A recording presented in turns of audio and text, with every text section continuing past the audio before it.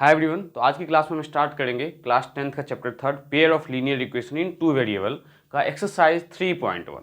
तो 3.1 का जो फर्स्ट क्वेश्चन है, देखिए आपके पास क्या गिवन है। फर्स्ट क्वेश्चन गिवन है आपके पास, अवताब टेल हिज डॉटर, अवताब ने अपने डॉटर से कहा 7 years अगो, मतलब 7 साल पहले, ठीक है।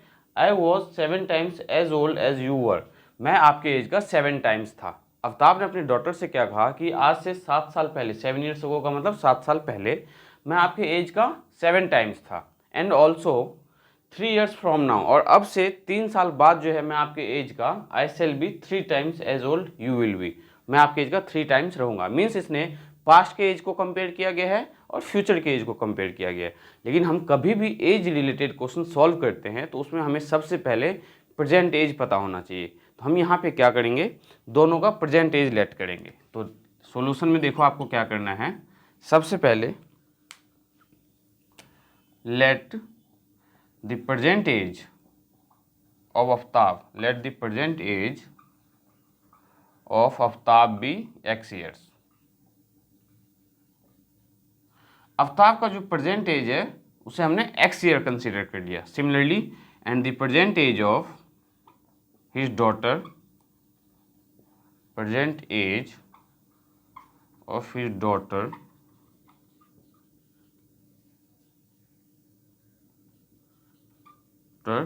will be y years। Means हमने आफ्ताब के प्रेजेंट एज को x ईयर मान लिया है और उसके डॉटर के एज को हमने y ईयर मान लिया। अब देखो 7 years अगो, तो 7 years अगो एज क्या होगा इनका, मतलब आज से 7 साल पहले एज क्या होगा। जैसे आपका एज मान लो अभी 10 years है और आपका एज मैं पूछूँ आज से 7 साल पहले क्या होगा, तो 7 उसमें से माइनस कर देंगे। तो सिमिलरली अब देखो हम यहाँ पे क्या फॉर्म करने वाले हैं, 7 years अगो, 7 years अगो, 7 years अगो मतलब 7 साल पहले। तो 7 साल पहले आफ्ताब का एज क्या होगा, आफ्ताब का age, Aftab age will be, अब तो आपका प्रेजेंट एज क्या है x, तो x माइनस 7 years।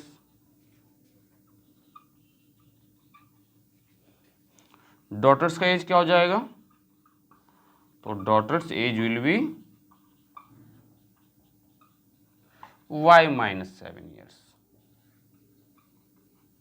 देखो हमने 7 years अगो दोनों का एज फाइंड कर लिया, आफ्ताब का भी फाइंड कर लिया, डॉटर का भी फाइंड कर लिया। अब हम दोनों को देखो कंपेयर कैसे करेंगे। तो ये दोनों को आप इक्वल में पुट करो, x minus 7 equals to y minus 7। अब इसको ध्यान से समझने की कोशिश करो, हम बैलेंस कैसे करते हैं इक्वेशन में। आफ्ताब ने क्या कहा था, I was 7 times as old, I was 7 times, Aftab जो है वो 7 times था, बट किसका था, तो अपने डॉटर के एज का था, अपने खुद के एज का नहीं, अपने डॉटर के एज का 7 times था। तो मीन्स इसमें हम 7 को मल्टीप्लाई करेंगे। ध्यान से समझो, ये आफ्ताब का एज है, ये उसके डॉटर का एज है। Aftab tell his daughter that I will be 7 times as old you were, मतलब मैं आपके एज का 7 times था 7 साल पहले। तो आफ्ताब का एज क्या है, x माइनस 7, आफ्ताब के डॉटर का एज क्या है, y माइनस 7। तो आफ्ताब जो है अपने डॉटर के एज का कितने टाइम्स है, 7 times। दैट्स वाई हमने इसमें 7 मल्टीप्लाई किया, इसमें नहीं करना, इसमें अगर आप करोगे तो गलत हो जाएगा। नाउ अब इसे सिंप्लीफाई कर लो, तो x minus 7 equals to 7y minus 7, 7 जब 49, 7y को लेफ्ट साइड ले आओ, तो x minus 7y equals to minus 49 plus का 7, तो x minus 7y equals to minus 49 plus 7 minus 42। तो इसको स्टैंडर्ड फॉर्म में अगर आप लिखो तो क्या लिखोगे, x minus 7y, x minus 7y plus 42 equals to 0। ये आपका रहा फर्स्ट इक्वेशन, ठीक है। अब हमें क्या बोला गया है, सेकेंड इक्वेशन हम कैसे फाइंड करेंगे, आई शेल बी, देखो 3 years फ्रॉम नाउ, अब 3 years from now, 3 years from now, तो 3 years फ्रॉम नाउ, अब से 3 साल बाद, जैसे कि हमने 7 years अगो फाइंड किया था वैसे 3 years फ्रॉम नाउ फाइंड करेंगे। तो आफ्ताब का एज क्या हो जाएगा, आफ्ताब से एज 3 years फ्रॉम नाउ का मतलब है कि अभी जो आपका एज है उससे 3 साल बाद, तो 3 साल बाद आपकी एज क्या होगी, इंक्रीज होगी। मीन्स यहाँ पे क्या होगा, x प्लस 3 years, और डॉटर्स का एज क्या हो गया, डॉटर का एज हो जाएगा y प्लस 3 ईयर्स। ठीक है, अब इन दोनों को हम कंपेयर करेंगे तो x plus 3 equals to y plus 3। तो देखते हैं अब ताब ने क्या कहा था कि आई सेल बी, मतलब 3 ईयर्स फ्रॉम नाउ, अब से 3 साल बाद, I shall be 3 times, future का एज भी इसने पहले ही डिसाइड कर दिया था कि I shall be 3 times age old you will be, means मैं आपकी एज का 3 टाइम्स रहूंगा, आज से 3 साल बाद मैं आपकी एज का 3 टाइम्स रहूंगा। तो फिर से 3 हम किस में मल्टीप्लाई करेंगे, इसमें मल्टीप्लाई करेंगे। अब इसे सिंप्लीफाई करो तो x plus 3 equals to 3y plus 3 3 जा 9, दोनों को लेफ्ट साइड ले आओ तो x minus 3y plus 3 minus 9 equals to 0, तो x minus 3y minus 6 equals to 0। ये रहा आपका सेकेंड इक्वेशन।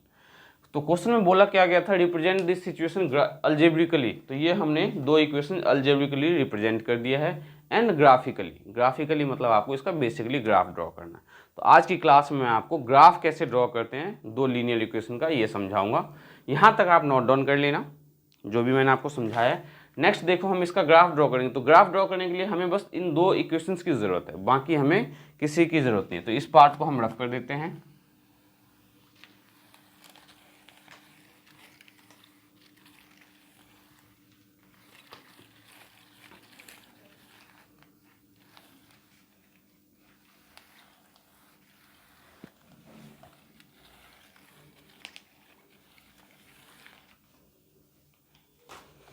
तो हमारे पास देखो इक्वेशन क्या है, x minus 7y plus 42 equals to 0, and second equation है x minus 3y minus 6 equals to 0।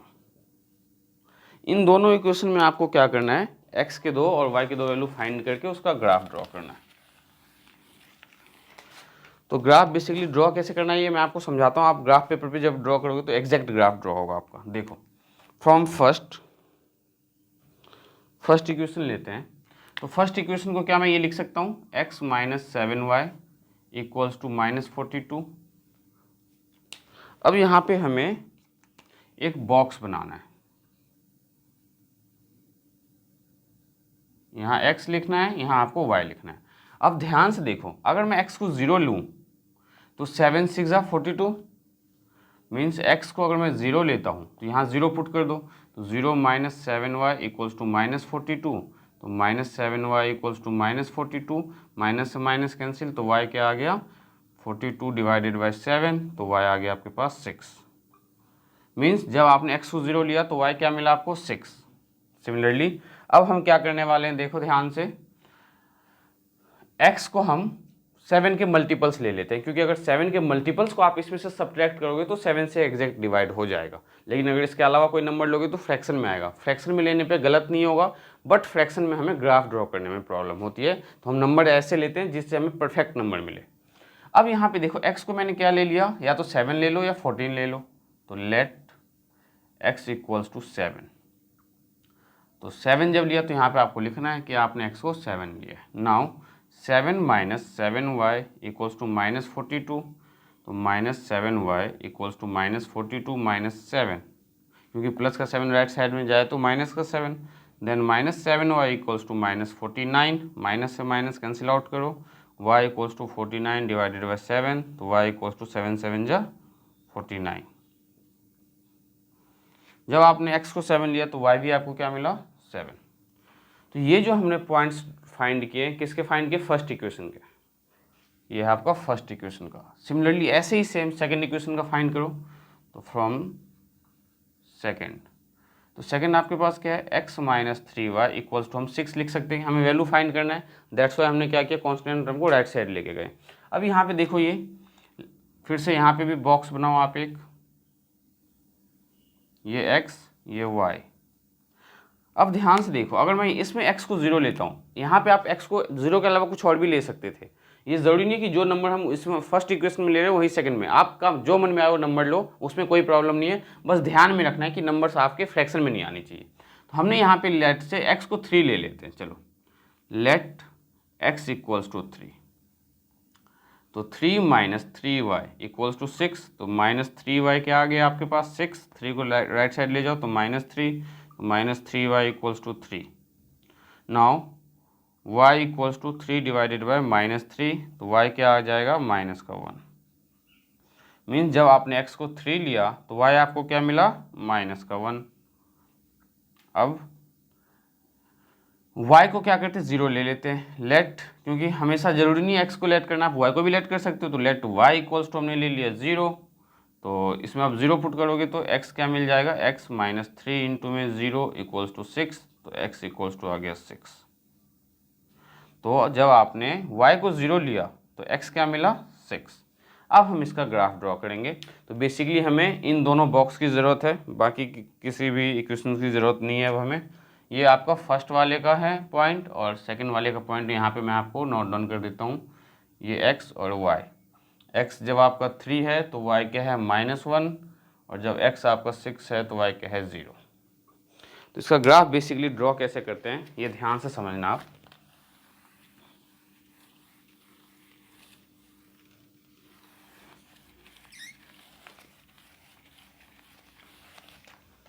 देखो ये है आपका x एक्सिस और ये जो लाइन है परपेंडिकुलर ये है आपका y एक्सिस, ये y एक्सिस और ये आपका x एक्सिस। अब x एक्सिस पे हमें क्या करना है, कुछ पॉइंट्स लेने हैं। x एक्सिस पे मैक्सिमम पॉइंट देखो आपको 7 चाहिए, 1 2 3 4 5 6 और ये रहा 7। तो 1 2 3 4 5 6 7, लेफ्ट साइड में -1 -2, ये ज़्यादा डिस्टेंस दे दिया हमने, -2 -3 -4 -5 -6। लेफ्ट साइड नीचे में क्या होगा नेगेटिव नंबर्स, तो -1 -2 -3। नेगेटिव नंबर हमारे पास ज़्यादा है नहीं तो ज़रूरत नहीं है ड्रॉ करने की। 1 2 ये 3 आपका, यहाँ 4 5 6 7। अब ध्यान से देखो x 0 तो y 6, ये एक ऐसा पॉइंट है ओरिजिन जहाँ पे x भी 0 होता है y भी 0 होता है। x 0 मतलब यहाँ पे, लेकिन y कहाँ जाना है आपको 6 पे जाना है, तो सेम इसी लाइन पे आपको y 6 लेना है, मीन्स ये पॉइंट क्या होगा x 0 और y 6।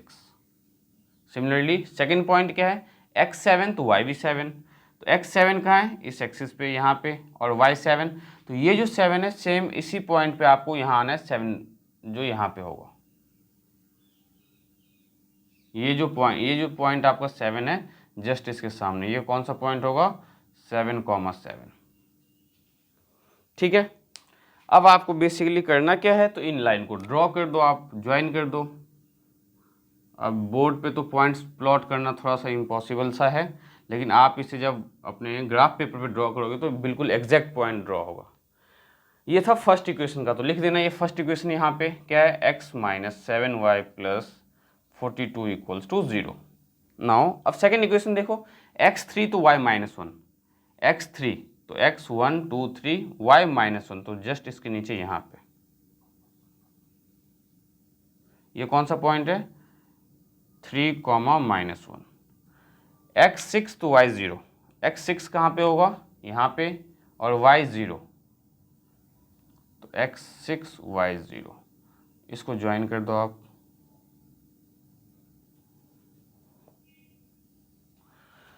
अब देखो ये जो मैंने ड्रॉ किया है इसका ग्राफ बेसिकली आपका ग्राफ बनेगा कैसे, मैं वैसे भी बता सकता था आपको, लेकिन आपको ग्राफ ड्रॉ करना सिखाना था, तो ये आप जब ड्रॉ करोगे तो आपके समझ में आए। इस लाइन को आप एक्सटेंड करना, हो सकता है ये कहीं मीट कर जाए, बाकी हम a1/a2 से चेक कर लेते हैं ये मीट करेगा या नहीं करेगा।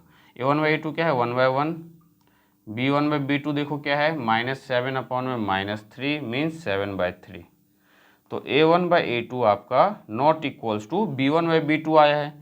इसका मतलब ग्राफ इंटरसेक्ट करेगा, इंटरसेक्टिंग ग्राफ बनेगा। इसका ग्राफ कैसे बनने वाला है आपका इंटरसेक्टिंग लाइंस। तो जब आप इसको ग्राफ को पॉइंट्स को प्लॉट करोगे ग्राफ पे तो आपका जो ग्राफ है बिल्कुल एग्जैक्ट सही बनेगा। ये बोर्ड पे थोड़ा ड्रॉ करने में तो वैसे भी प्रॉब्लम होना है क्योंकि स्केल का यूज़ तो यहाँ पे मैंने किया नहीं है पर्टिकुलर, तो आप इसके ग्राफ पे बहुत अच्छे से ड्रॉ कर सकते हो। नेक्स्ट क्वेश्चन मैं आपको बताता हूँ अब। तो देखते हैं बच्चों क्वेश्चन नंबर सेकंड क्या है हमारे पास। क्वेश्चन नंबर सेकंड में क्या गिवन है। क्वेश्चन नंबर सेकंड ध्यान से देखो आप, लिखा है the coach of a cricket team buys, एक कोच है क्रिकेट टीम का, उसने बाय किया है 3 बैट एंड 6 बॉल फॉर 3900, मतलब 3900 में उसने 3 बैट और 3 बॉल परचेज किया है। लेटर सी बाय, बाद में उस कोच ने अनदर बैट, मतलब फिर से एक बैट और 3 बॉल परचेज किया है सेम काइंड का 1300 रुपीज़ में। तो हमें कैसे आइडेंटिफाई करना है कि हमें इसमें इक्वेशंस कैसे फॉर्म होगा। सबसे पहले देखो यहाँ पे इसने परचेज किया है मीन्स कॉस्ट होगा। अगर एक बैट का कॉस्ट पता होगा आपको जब भी आप 3 बैट का कॉस्ट फाइंड करोगे, सिमिलरली एक बॉल का कॉस्ट पता होगा तभी आप 3 बॉल का कॉस्ट फाइंड करोगे।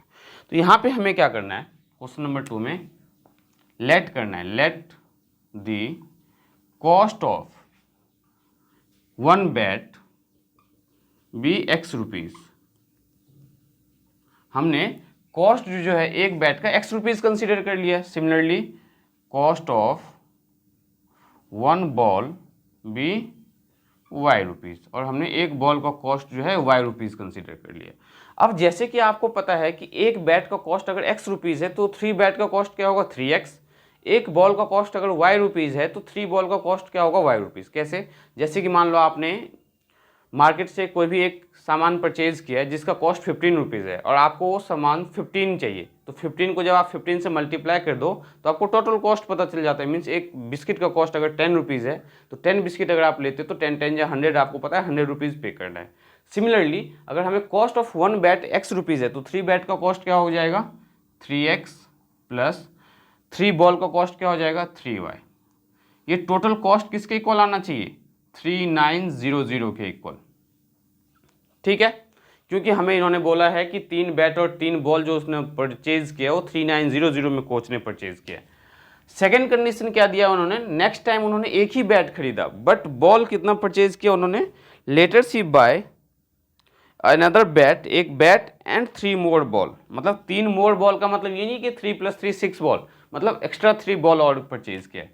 तो बैट तो उन्होंने इस टाइम एक ही बैट इन्होंने इस बार परचेज किया है, तो कॉस्ट एक बैट का क्या है x, तो x प्लस 3 बॉल परचेज किया तो 3y इक्वल्स टू 1300। कितने में खरीदा था 1300 में। तो ये है आपका फर्स्ट इक्वेशन, ये है आपका सेकंड इक्वेशन।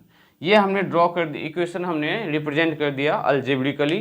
ग्राफिकली आप इसे प्लॉट कर सकते हो। अब ग्राफिकली में आपको छोटी सी देखो यहाँ पे दिक्कत क्या होने वाली है, यहाँ पे राइट साइड में नंबर्स काफ़ी बड़े बड़े हैं, ठीक है। तो मैं आपको इसका पॉइंट्स निकालना समझा देता हूँ कि आप इसका पॉइंट्स कैसे निकालोगे। प्लॉट आप खुद से सॉल्व कर देना, प्लॉट कर देना। देखो फर्स्ट इक्वेशन के लिए मैं आपको पॉइंट्स निकालना बता रहा हूँ। यहाँ हमने लिया x, यहाँ लिया हमने y। x को जो है आप यहाँ पे 10 12 15 नहीं लेना, 100 200 300 ऐसे लेना है जिससे आप राइट साइड में माइनस करो तो 3 से मल्टीपल हो जाए। अब यहाँ पे देखो अगर मैं 3x को यहाँ पे 100 ले लेता हूँ तो ये क्या मिलेगा 300, लेकिन अगर x को मैं 300 लेता हूँ तो 3 3 या 900 मिलेगा और ये 3 के टेबल में आ जाएगा। तो लेट देखो, लेट x इक्वल्स टू 300। अब x इक्वल्स टू 300 में फर्स्ट में अगर मैं पुट करता हूँ तो 3 इंटू में 300 प्लस 3y इक्वल्स टू 3900। तो 3 3 या 900 plus 3y equals to 3900, then 3y equals to 3900 minus 900, तो 3y क्या आ गया आपके पास 3000। तो y इक्वल्स टू क्या आ जाएगा 3000 डिवाइडेड बाय 3 इक्वल्स टू 1000। मतलब x को जब आप 300 लोगे, x को जब आपने 300 लिया तो y आपको क्या मिला 1000।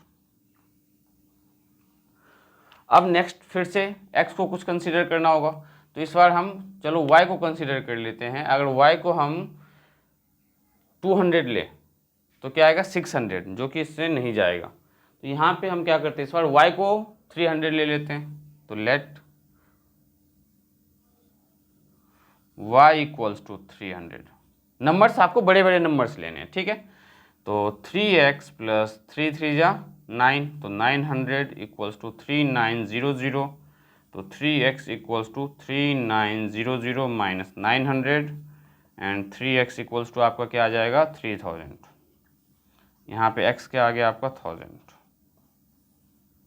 मीन्स जब आपने x क्या है आपका 1000 लेकिन आपने y क्या लिया था 300,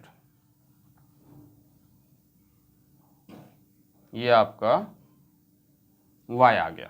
ठीक है, मीन्स जो क्वेश्चन नंबर सेकंड है इसमें नंबर्स आपको बड़े बड़े लेने हैं। जैसे x प्लस 3y है तो यहाँ पे आप x को डायरेक्ट 300 ले लो सेकंड वाले में, तो y आपको क्या आ जाएगा। अगर आप 300 लोगे तो आपके लिए प्रॉब्लम। चलो सेकंड वाले का भी ड्रॉ करके पॉइंट निकाल देते हैं। सेकंड वाला इक्वेशन क्या है आपके पास, x plus 3y equals to 1300। 3 के मल्टीपल्स क्या है 3, 6, 12। तो यहाँ पे अगर x को 100 ले लेते हो तो काम बन सकता है। तो लेट x इक्वल्स टू 100, तो 3y क्या आ जाएगा आपका 1200, तो y क्या आ जाएगा 400। सिमिलरली अब आप क्या करो, लेट x को ले लो, x को आप ले लो 400।